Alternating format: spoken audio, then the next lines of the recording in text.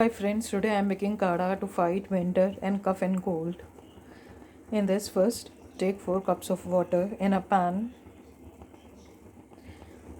and then put some grated ginger, few cloves, soft, few sticks of cinnamon,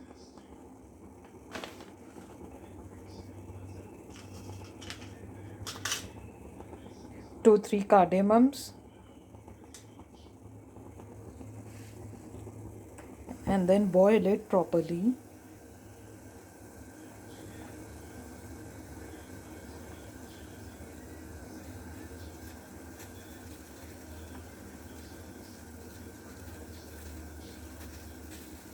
Once it is being boiled properly, after 2 to 3 boils, just strain it in a cup. You can add honey. You can add honey for the taste, few drops of honey for the taste if you want.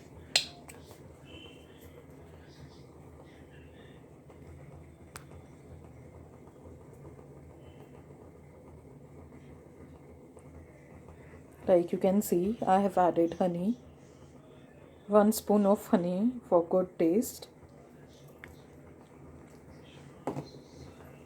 and then I will strain my kada in this.